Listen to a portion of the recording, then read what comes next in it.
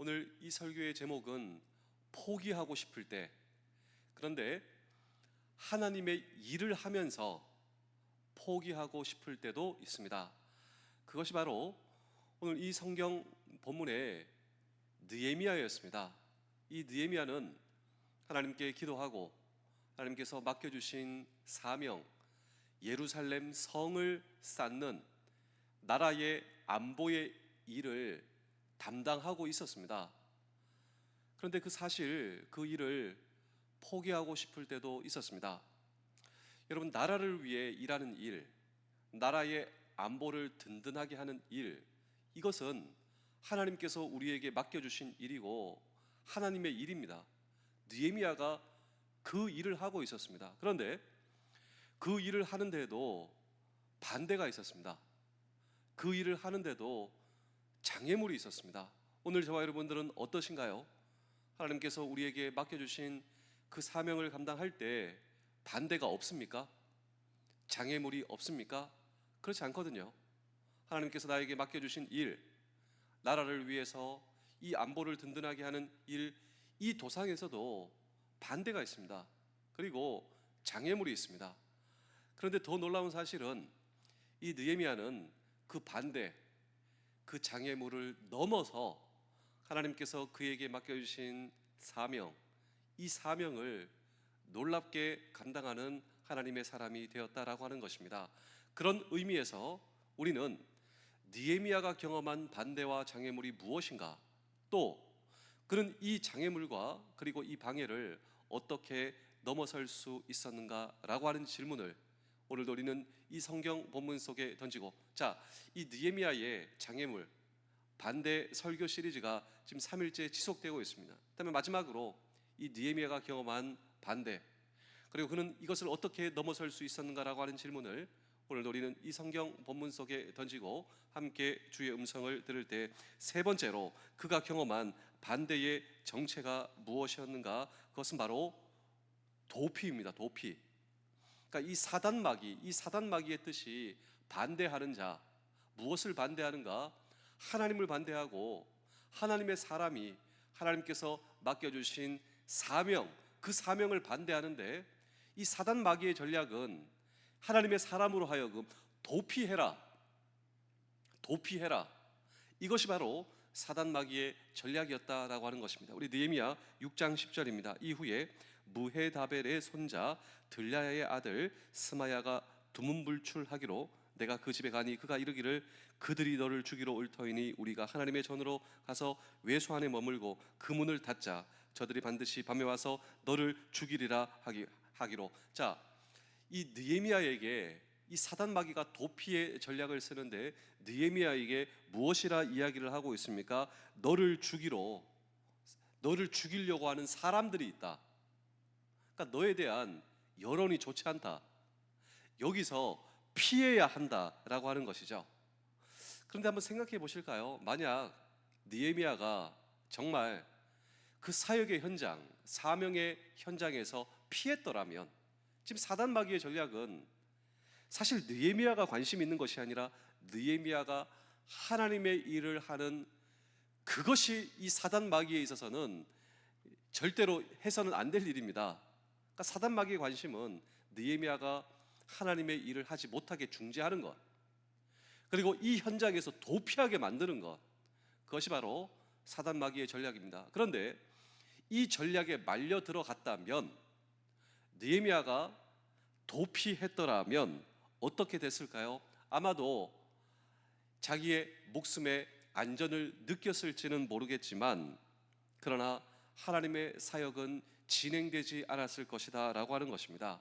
또 지도자로서의 신뢰를 잃어버렸을 것이다 라고 하는 것입니다. 이것이 바로 사단마귀가 노리고 있는 전략이며, 그리고 동일하게 저와 여러분들을 향해 구사하는 전략이다 라고 하는 사실을 저와 여러분 알고 계십니까?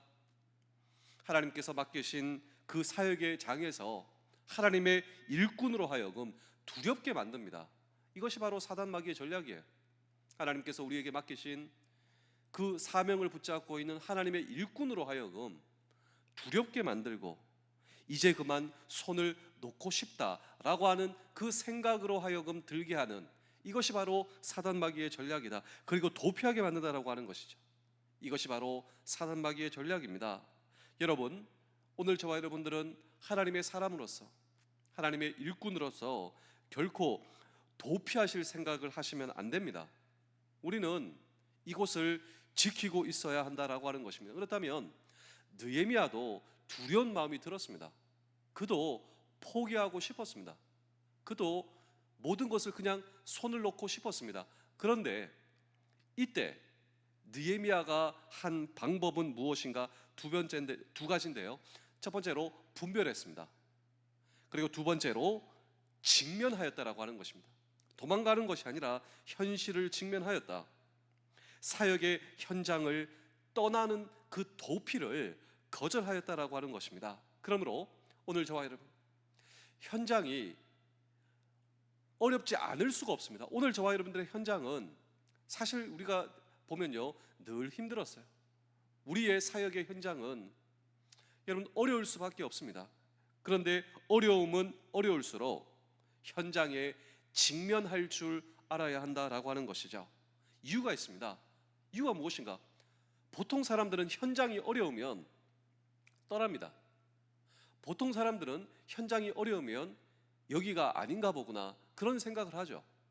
도피를 생각하고 결심하고 그리고 결심한 그 도피의 계획을 실행하죠. 그런데 우리는 현장이 어려우면 어려울수록 도피하지 말아야 할 이유, 그 이유는 하나님께서 나를 여기에 보내셨기 때문입니다. 그래서 잠시 이 현장이 어려워도 주님께서 나에게 맡겨주신 소명, 그리고 그 소명에 순종하기 위하여 이 자리에 버티고 있다면 그 현장을 감당할 수 있는 힘과 능력을 공급하여 주신다. 이것이 바로 주님께서 저와 여러분에게 주신 약속 아닙니까? 문제에 직면할 용기. 그 용기를 어디서 얻는가? 느헤미야는 하나님께 기도했습니다. 하나님, 제가 이 사명을 감당할 수 있도록 주여 제 손을 꽉 붙잡아 주시옵소서. 동시에 현장에 직면할 뿐만 아니라 두 번째로 느헤미야는 기도의 사람이자 그는 동시에 말씀의 사람이었습니다. 현장이 어려워도 우리가 어떻게 버틸 수 있는가? 그렇습니다. 기도할 때 주님께서 능력과 지혜와 은혜와 용기를 주시고, 두 번째로 말씀입니다. 우리가 어떻게 이 현장을 분별할 수 있는가? 변하지 않는 주의 말씀이죠. 자, 느헤미야를 두렵게 만들었던 그 세력들이 있습니다. 지금 여론이 좋지 않다고, 너 여기 피해야 한다고. 그런데 느헤미야가 어떻게 이 자리에 버틸 수 있었는가? 바로 주의 말씀이었다. 자, 느헤미야를 두렵게 만드는 그 세력들이 지금 느헤미야에게 뭐라고 얘기하냐면 지금 성전 안으로 도피해야 된다. 그런데 이것은 심각하게 하나님의 말씀을 어기는 행위였다. 왜? 자, 우리 다 함께 민수기 18장 7절을 보실까요? 너와 내 아들들은 제단과 휘장 안의 모든 일에 대하여 제사장의 직분을 지켜 섬기라. 내가 제사장의 직분을 너희에게 선물로 주었은즉 거기 가까이 하는 외인은 죽임을 당할지니라. 자, 하나님께서 금하신 것이 있는데 여러분, 성전 안으로 도피하라. 지금 느헤미야에게 이렇게 얘기를 하는 것입니다. 지금 상황이 좋지 않으니 너를 죽이려고 하는 사람이 있으니 성전 안으로 도피하라. 그런데 이것은 하나님께서 금하신 말씀이었다. 왜냐하면 구약에는 제사장 외에는 성전 안으로 들어가서는 안 되거든요. 하나님께서 금하신 것입니다. 느헤미야가 그 말을 듣는 순간 하나님의 말씀으로 분별한다라고 하는 것이죠. 그리고 기도합니다. 하나님, 제가 버틸 수 있게 도와주시옵소서. 우리 느헤미야 6장 11절입니다. 내가 이르기를 나 같은 자가 어찌 도망하여 나 같은 몸이면 누가 외소에 들어가서 생명을 보존하겠느냐? 나는 들어가지 않겠노라 하고. 자, 나 도망가지 않겠습니다. 나 현장을 도피하지 않겠습니다. 어떤 대가를 지불하고서도 순종을 결심하겠습니다. 현실을 직면하겠습니다. 현장이 아무리 어렵더라도 도피하지 않겠습니다. 제가 어제 한 장병을 만났는데요. 이 장병은 우리 교회에서 찬양팀으로 헌신하고 수고하는 수병 형제 신현균 수병 형제였습니다. 여러분도 보시면 압니다. 정말 충성스럽게 우리 부대에 와서, 근데 13대대 의무병이었기 때문에 전방 그 알파대대로 가게 되었습니다. 그래서 이 전방 알파대대에서 의무실에서 근무하며 거기 드나드는 모든 장병들을 위로하는 그 역할을 감당하고 있습니다. 특별히 이 신현균 수병의 부모님은 몽골의 선교사입니다. 아버지 어머니가. 그래서 우리 여기 1여단 안에 13대대가 있고 또 부대 개방 행사를 할 때 어머니께서 오신 거예요. 토요일 날 그 아들과 함께 어머니가 가시는 모습을 보고 제가 우리 교회 오시라고 제 사무실에 모셔서 차도 대접하고, 왜냐하면 제가 선교사님이신 걸 아니까요. 또 어디 가시냐고, 굴에 이제 식사하러 간다고. 제가 모셔다 드릴게요. 근데 숙소가 있으니까 그래서 거기 옷 갈아입고 가신다고 해서 좋은 또 아드님과 추억 많이 가지십시오. 얼마 후에 그 신영균 형제가 저에게 어머니 그 기도를 부탁하더라고요. 어머니가 암에 걸리셨다고. 그래서 몽골에 계시다가 한국에 온 이유는 그 암 때문에 암 치료하신다고 기도해달라고. 그래서 제가 물어봤습니다. 혹시 그때 같이 오셨을 때 그때도 암인 걸 알았냐고. 그때도 다 알고 있었다고. 제가 그래서 이 부산에 가서 이제 입원하고 수술하고 일정이 이렇게 있는데 또 암이 많이 퍼지신 거예요. 그래서 같이 기도하고 하나님의 도우심을 구하며, 그 선교사님입니다. 선교사님. 하나님, 이 과정을 지켜주시고 회복시켜 주셔야 됩니다. 이 과정이 몇 달 정도 걸린 거예요. 근데 하나님께서 정말 이 신현균 형제 어머니를 만져주신 거예요. 수술이 잘 되고 또 그 모든 치료의 과정이 잘 진행이 되고 지금 아주 건강하게 잘 관리하고 계신다. 이것이 현균이와 있었던 그 스토리입니다. 그리고 전방에 가게 됐어요. 근데 어떤 일이 있었냐면 이 전방에서 내 모든 것을 포기하고 싶은 한 장병이 그 알파대대 보면 흡연장이 있습니다. 거기에 파라솔이 있습니다. 옆에 거기 앉고 거기 앉아 있은 거예요. 근데 사람들이 많이 왔다 갔다 하고 담배 냄새도 많이 나고 여기 앉아 있으면 내가 안 되겠다. 마음은 절망해. 모든 걸 포기하고 싶어요. 그래서 그 파라솔 옆에 큰 바위가 있습니다. 바위. 거기 앉아 있었던 거예요. 근데 얼마나 얼굴 표정도 안 좋고 절망 가운데 있었던지 그 신현균 형제가 지나가면서 저 사람을 딱 봤는데 그냥 가만히 놔두면 안 되겠다. 그냥 가서 상황도 물어보고, 그리고 그 현균 형제도 사실 선교사입니다. 어머니는 몽골, 자기는 터키에서 선교 활동 하다가 온 거예요. 군대를. 나 선교사라고. 근데 그 말을 듣고 이 절망에 빠져 있는 친구가 나를 위해 기도해 줄 수 있겠냐. 그 말을 딱 자기도 깜짝 놀란 겁니다. 이 신현균 형제가 자기가 살다가 나한테 기도해 달라 먼저 말한 사람은 처음 본 거예요. 그게 무슨 상황에 있냐. 이 절망의 상황 가운데 있는데 이렇게 얘기한 거예요. 자기가 메고 있던 십자가 목걸이를 깨면서 이거 매라. 하나님께 당신과 함께 하신다고. 그리고 아마도 하나님께서 나를 이곳에 보내주신 것은 당신 때문인 거야. 당신 살리라고. 복음으로 복음을 전하라고. 하나님이 소망이라고. 그래서 그 바위에 앉아가지고 둘이 기도를 했는데 원래 그 바위에 이름을 지었답니다. 절망의 바위. 모든 것을 포기하고 싶을 때 내가 이 바위에 걸터 앉아 있는데 이 바위는 절망의 바위였다고. 그런데 그 절망의 바위에서 하나님을 만난 거예요. 하나님께서 보내주신 사람을 만난 거예요. 얼마나 그 신현균 형제가 고맙고 하나님께서 보내주신. 그래서 어제 이 형제 두 명하고 저하고 만나가지고 이런 얘기를. 근데 신현균 형제는 그것이 그렇게 이 장병한테 소망이 되고 위로가 되고 격려가 되는지 자기도 모르고 있었다는 거예요. 자기도 선교사고 부모님 선교사니까 카톡방, 선교사님 카톡방이 있는데 그 수백 명이 모여 있는 거기에 이 형제 기도 부탁을 한 거예요. 제가 만난 이 형제가 있는데 절망에서 소망을 발견하게 해주시고 하나님께서 이 형제를 붙들어 줄 수 있도록 해주시고, 이 기도 수백 명이 이 기도를 하고 있었던 거예요. 그리고 이 절망에 빠져서 절망의 바위에 앉아 있었다가 현균 형제를 만나서 희망을 발견했던 이 형제는 그 수백 명의 사람들이 나를 위해 기도하고 있었다라고 하는 사실을 모르고 어제 안 것입니다. 어제 나를 위해서 눈물로 기도해 것이. 이 모든 것들 현균 형제는 고백합니다. 자기가 한 거 아무것도 없다고 하나님께서 하셨다고. 그러면서 하는 일이 무엇이냐면 우리 모두 다가 현장에 직면하자고. 도피하지 않겠다고. 하나님께서 나와 함께 하시고 하나님께서 나를 붙들어 주시니 내가 두려울 것이 무엇인가. 우리 느헤미야 6장 14절을 보시겠습니다. 내 하나님이여, 도비아와 산발락과 여선지자 노야다와 그 남은 선지자들 곧 나를 두렵게 하고자 한 하늘의 소행을 기억하옵소서 하노라. 자, 느헤미야가 기도하고 있습니다.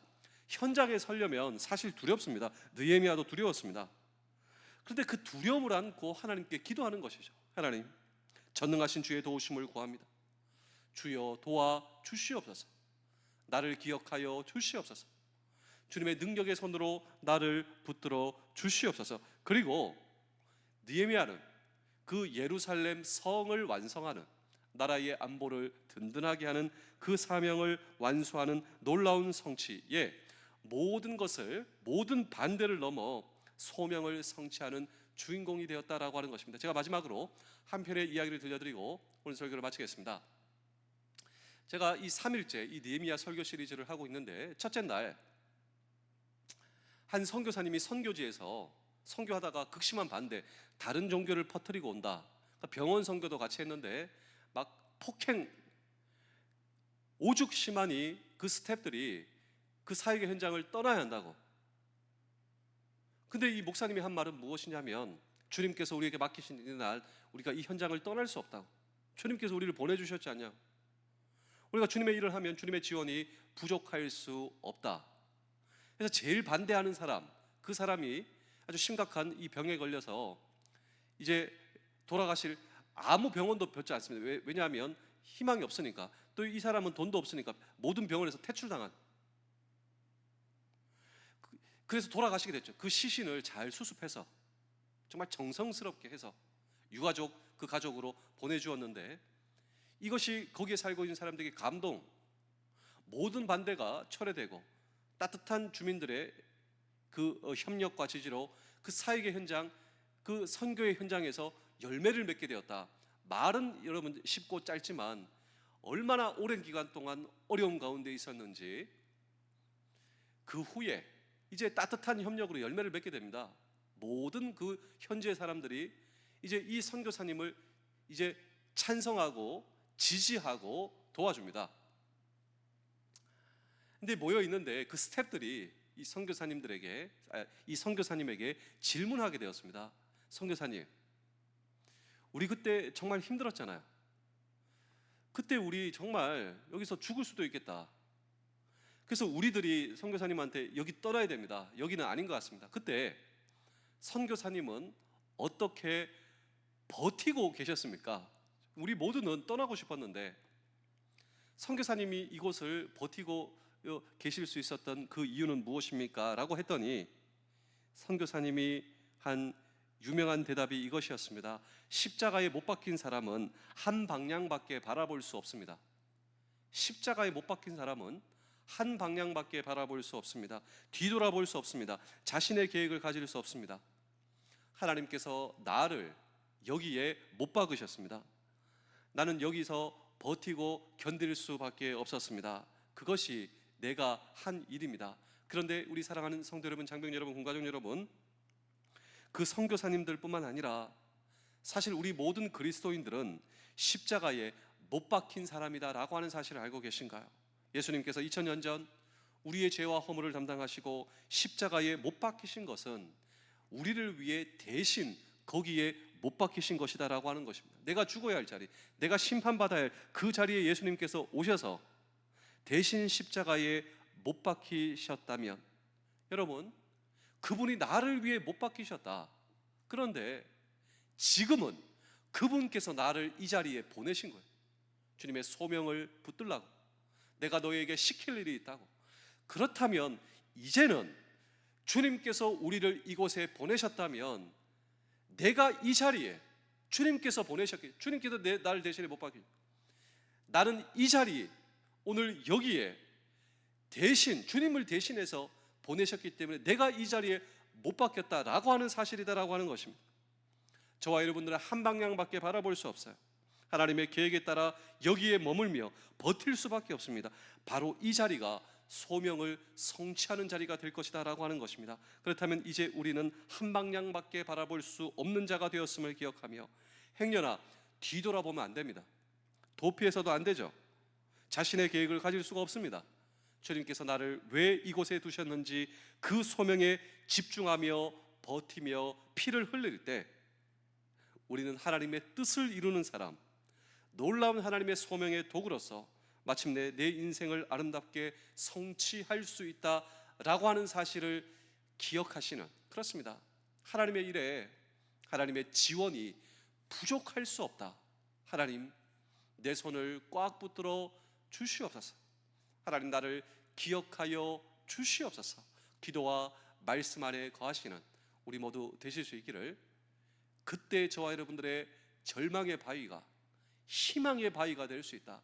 어제 제가 그 장병들과 함께 웃으면서, 그때는 울면서 이 절망의 자리에 정말 앉아 있었냐고.